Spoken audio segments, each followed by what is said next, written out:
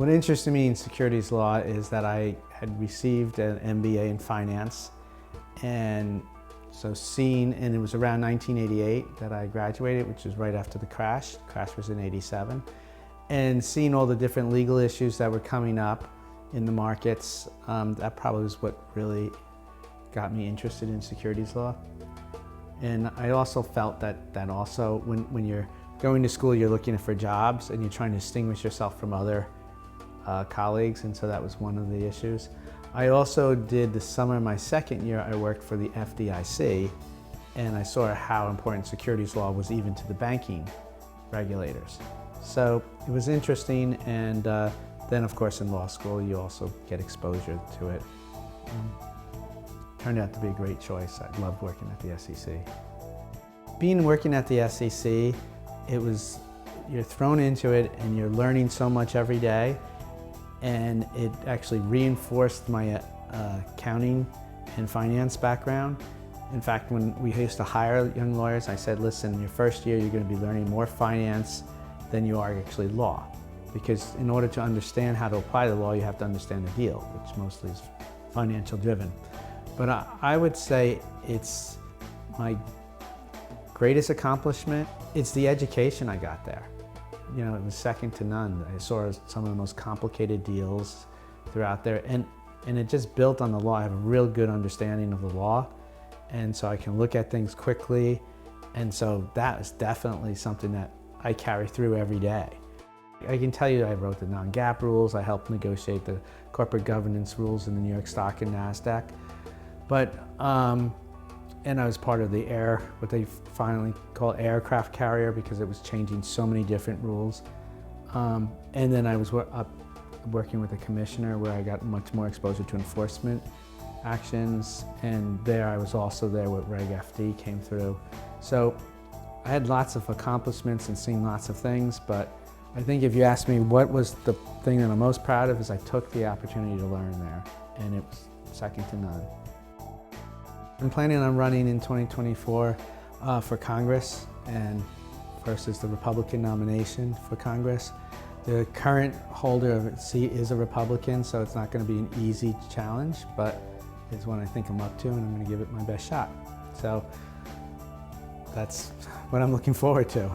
I'm generally conservative, so my political platform, just going through a few of the issues. One, the border needs to be secure.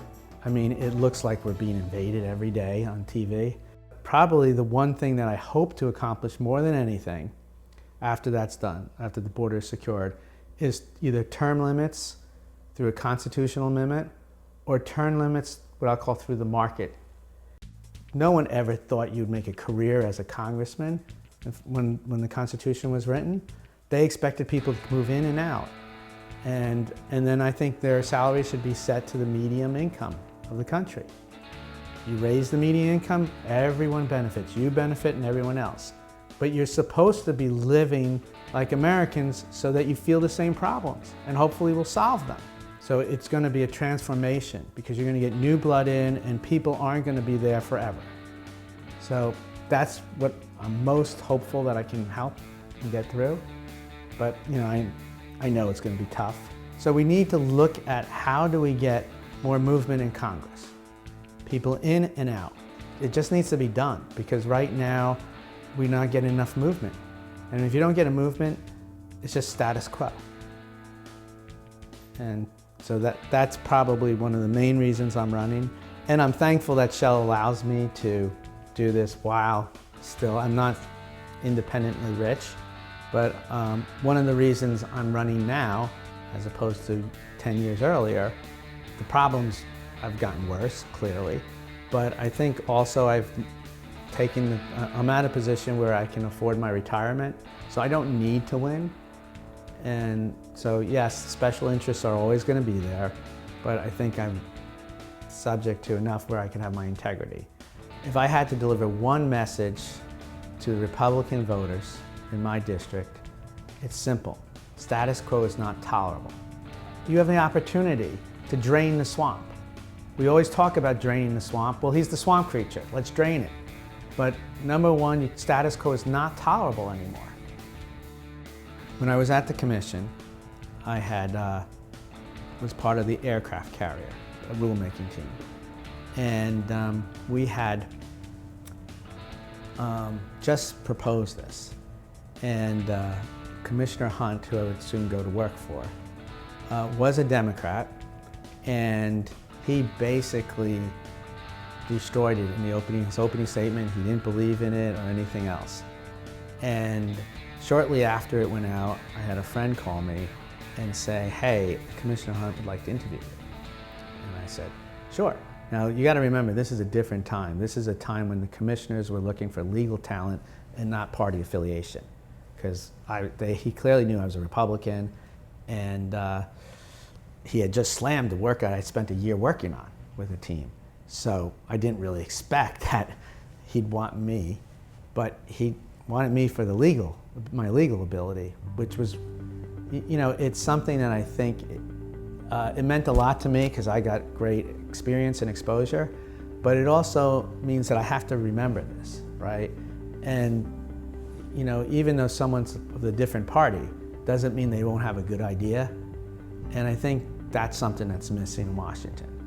It's either you're with me or you're not, and that's it. And I think that's not the way the Congress was supposed to work. And so, yes, if I get elected, I will be meeting with AOC and many of the other Democrats that I may think policies are crazy. But one thing I can tell you is I think for most, not all, but most, we want the same thing at the end of the day. We want America to be the best it could be for all people. And I think it's just a matter of finding the right road. They're taking a road that I think goes into the lake. And I want to show them my road and show that we can get to the same area, but traveling this way. And, you know, it's something that I think is important to acknowledge, that we have to talk to the other side, we have to get through. And you can't just be a congressman, well, I tried, but it was run by the Democrat. That's always going to be the case. And you know, when Ronald Reagan was president, he worked with Tip O'Neill, who was as crazy as AOC. There's no question about that. But we have to begin to start looking at it, and we have to begin saying, hey, if it's a bad Republican, he's a bad Republican. But, you know, we have to start, our district needs to have someone who can be effective. It's not a matter of just voting no, because voting no, we've seen since 2008, gets you nowhere. The country hasn't moved, so it's time. Yeah, I mean, I think it depends on what your definition of historic is. I mean, some of the things I've had the opportunity to witness is I've seen how the sausage is made at the SEC, and I've seen how it's made at Shell. So I've been involved or witnessed these big decisions of companies, both private companies and the government. And, you know, when you see the sausage made, a lot of times you don't want to eat it. And that was true at the government as it's true as at Shell. But what I've had the opportunity to see is some great leaders who put integrity first. And when you work for people like that, then, you know, you may not agree with every decision, but you're there to support it, to zealously, as we say in the law, zealously defend it. And so I think that's my witness. I've seen something. When I was at the commission, I worked under Arthur Levitt was the chair, so was Harvey Pitt. Now Arthur Levitt had one thing that Harvey Pitt didn't realize, and that is the media can make and break. And partly because he owned Roll Call, the newspaper. Time he was taking a challenging position, he made sure he had the story out first, and it was rock solid from the press preview, so he was going to get the good thing. Because one of the things he did, which I still think was a great decision, is he forced the accounting firms to be independent. He was the first one. That was done before Sarbanes-Oxley. He said, no, these are non-permitted. You can't audit. You can't do activities and then audit your own work. You know, so you create someone's computer system, you realize it doesn't work, and there's faults in there. You're not going to raise your hand. I just charge you $100 million, and then in the audit, I'm not going to give you a clean opinion. It was a very controversial rulemaking that he was doing, but you know, he got the press behind him, and he was able to get through. Harvey Pitt did some tremendous work there, but he was challenged with the press, and ultimately he resigned because of the press. They did not give him a fair shake. You know, he was a Republican who defended all the evil corporations. But if you look at the work and the rulemaking that came out of his administration, some of the best rules out there.